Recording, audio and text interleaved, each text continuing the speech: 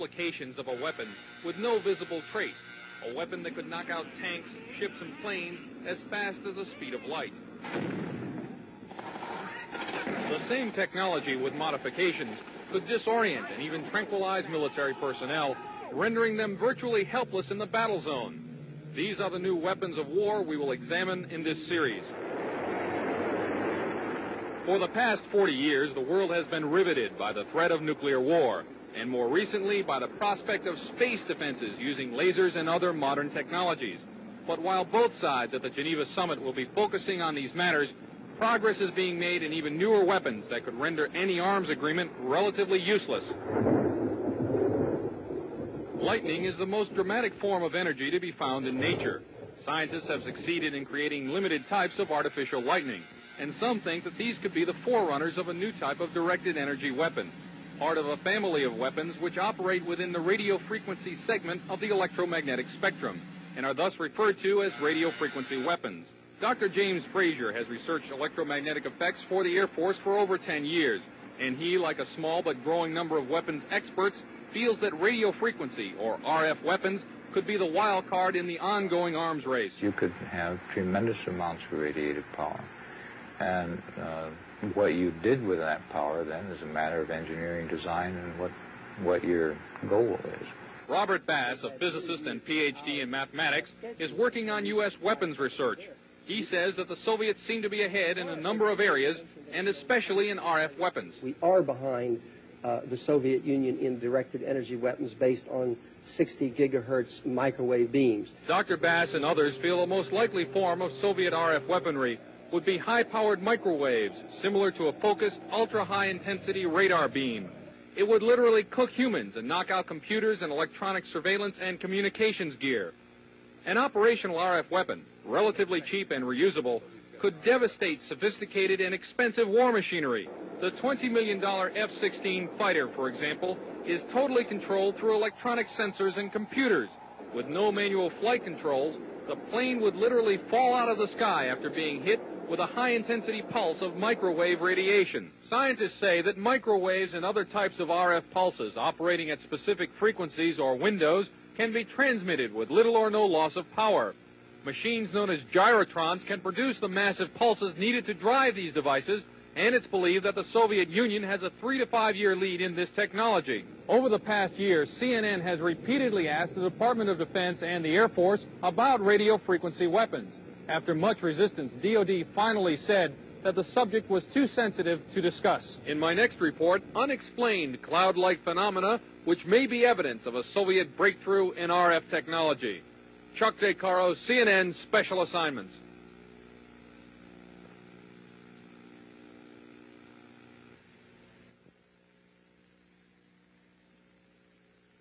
Brainstorm was a science fiction movie about a device which electronically injected thoughts into the human mind. In this scene, the mind control machine projects images into the brain of the chief scientist through an electrode headset. The scientist then finds himself experiencing the thoughts of a wild truck ride.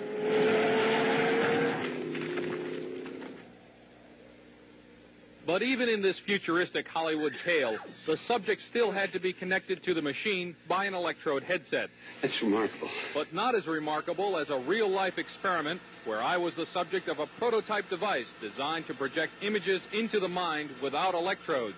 The prototype machine, developed from Soviet scientific data, could, according to some scientists, have a profound effect as a weapon of war.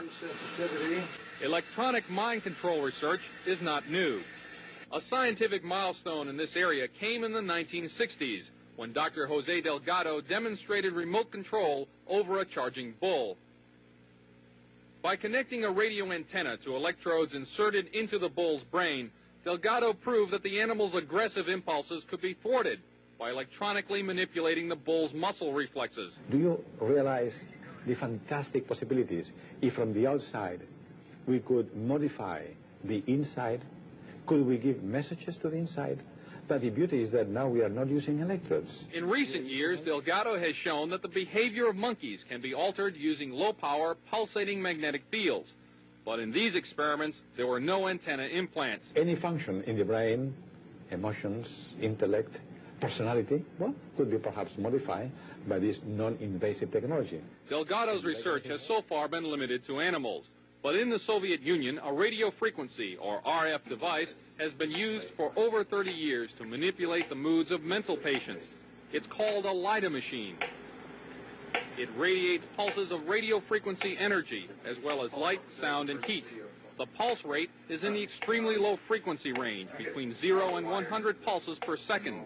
Dr. Ross 80 is the top researcher at the Veterans Administration Hospital in Loma Linda, California.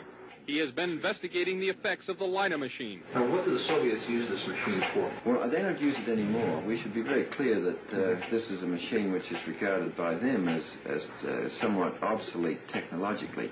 This scientist, who did not want his identity revealed, is employed by the U.S. government and has done secret RF weapons research.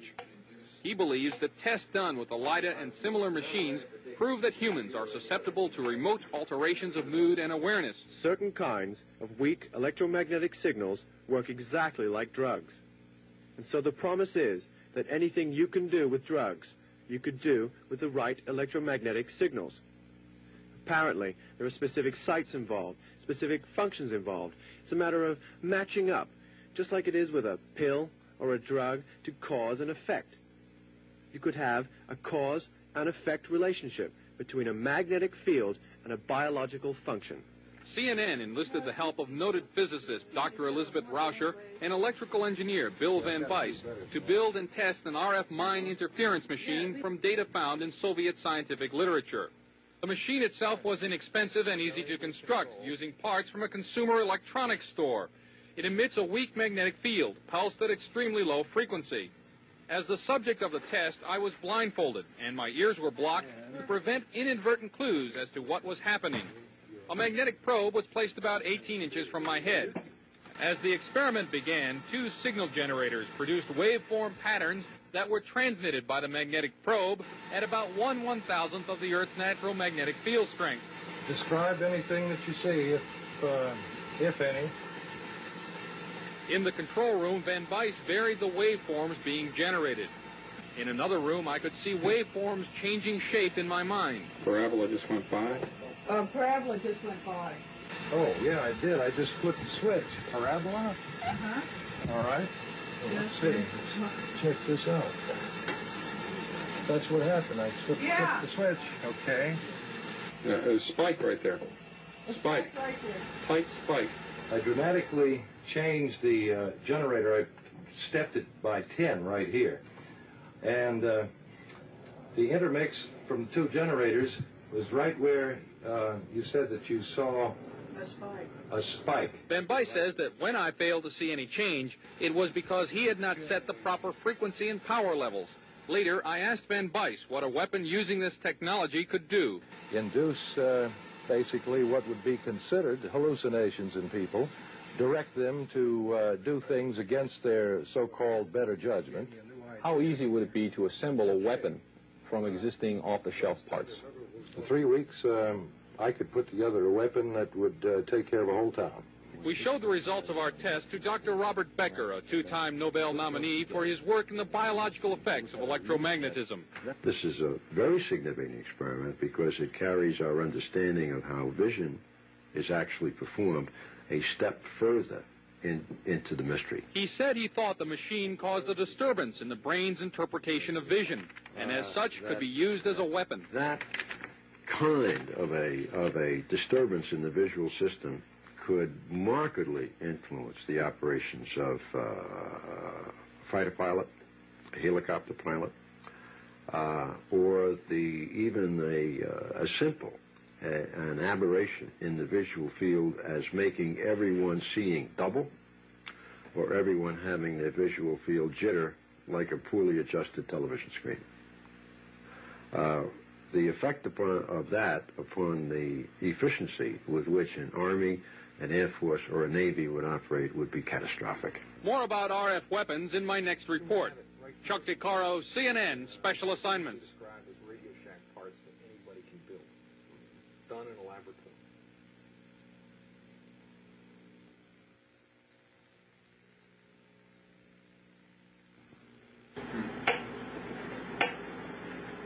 This is a Soviet LIDA machine. It broadcast by a number of high-powered radio transmitters operating deep in the Soviet Union since July 4th, 1976. Though the official Defense Department explanation of the woodpecker is that it is an over-the-horizon radar designed to track U.S. missile launches, some scientists suspect that the woodpecker is designed to interfere with human brain function. As far as I'm concerned, the potential that this has for producing a direct psychoactive effect upon the total American population is there. Has never been disproven. Dr. Robert Becker is a pioneer in the field of bioeffects of electromagnetism. The signal range within which the woodpecker operates is that which has been reported by many investigators to produce a tranquilizing effect upon animals. We are just incredibly sensitive to these magnetic stimuli. Dr. Bob Beck, a Ph.D. in nuclear engineering, has done extensive research into electromagnetic effects on humans. The signal was permeating power grids in the United States. It was being picked up by power lines, re-radiated. It was coming into the homes on the light circuits. I was surprised after coming here that the influence of electromagnetic fields was almost completely ignored here. Dr. Larissa Valenskaya was heavily involved in Soviet electromagnetic research before being allowed to emigrate to the United States. She told CNN about Soviet research in electromagnetic effects. They demonstrated theoretically and also demonstrate experimentally that low frequency, low energy electromagnetic fields also can possess biological influence, biological efficiency, because any field not only carries energy, but also carries information. She stated that the research was carried out on orders from the Soviet government. Of course, the military were extremely interested in this potential of remote influence. Is the United States military working in the field of electronic mind control? Officially, the Department of Defense will not comment because the subject area is, quote, too sensitive. But CNN has learned from this government scientist, who did not want to be identified, that a Navy laboratory conducted research into the use of an RF device for counterterrorism and special operations. It's possible to entrain a certain percentage of a population, apparently, with weak magnetic fields. The study also showed that RF signals could dissolve certain types of rat brain cells at a distance, causing disorientation and nausea. According to the scientist, even though the program was successful, the government never followed up on it. Dr. James Frazier did electromagnetic research for the U.S. Air Force for many years. At one time, he proposed a battlefield RF weapon system. You could make an antenna that would be carryable by a helicopter, and that this could be expected to produce a wide variety of symptoms, actually, by humans who happen to be standing in the beam. According to Dr. Fraser, the Air Force never followed up. At Lawrence Livermore Laboratory, another RF weapons concept is nicknamed the brain bomb. According to the book Star Warriors, the brain bomb would focus a nuclear blast into a huge pulse of low-frequency RF energy that would stun huge numbers of troops. Apparently, it too has not yet been funded. The Department of Defense will not comment about Soviet RF weapons, or if American RF weapons development is going forward. However, experts interviewed by CNN say that the Soviets are apparently ahead and could exploit that lead in a surprise strategic move, a move that could have grave consequences for the United States. From Washington, this is Chuck DeCaro, CNN Special Assignments.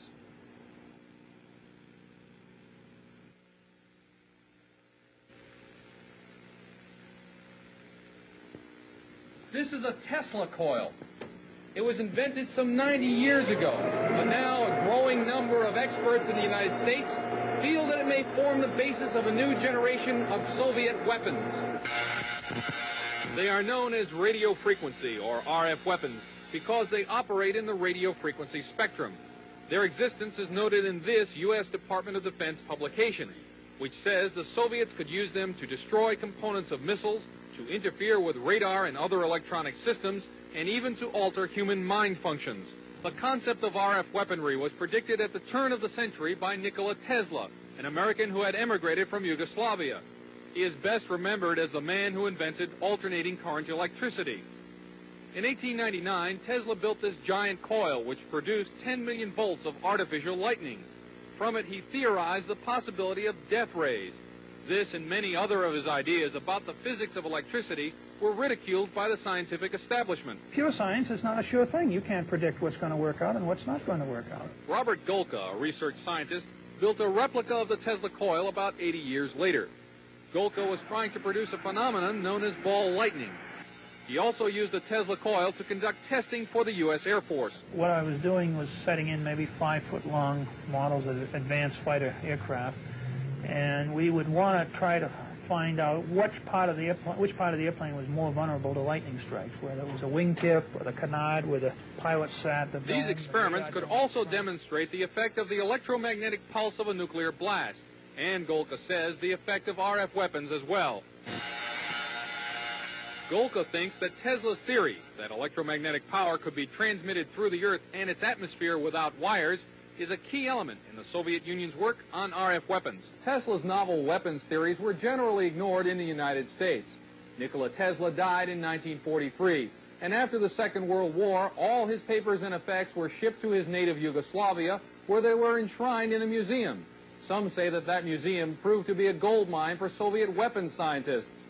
We haven't even formally, so far as I know, to ourselves admitted that these weapons exist in the hands of the Soviet Union. Weapons analyst Tom Bearden, a retired U.S. Army lieutenant colonel, is among a small group of scientists and engineers who believe that the Soviets have perfected Tesla's ideas and are developing radio frequency weapons on a scale unimagined in this country. There have been a series of tests of these kinds of weapons, apparently, for a number of years. For example, airliners from Iran, before the fall of the Shah, saw deep within the Soviet Union very large, glowing spherical balls of light, which started out small and then expanded to very large size, which are apparently these kinds of weapons for use in an anti-ballistic missile defense role. Bearden believes that these satellite photographs are of mysterious non-nuclear explosions near an uninhabited island in the East Siberian Sea, and that they are discharges from an RF weapon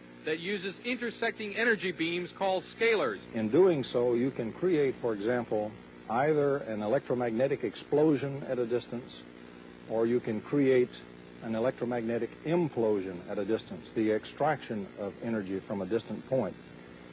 This would look like a cold explosion, so to speak.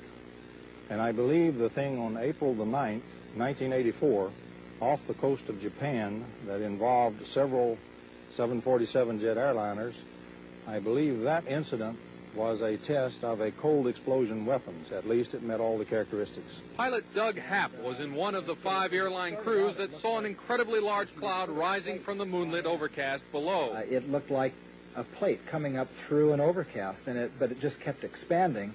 And as it got higher, it was apparent that you could see right through the middle of it, so it looked like a big smoke ring.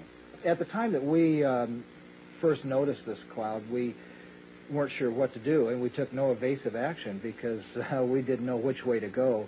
And I think eventually we either ran through it or it completely engulfed us. Happ says when his flight reached Anchorage, Alaska, it was checked for radioactive contamination.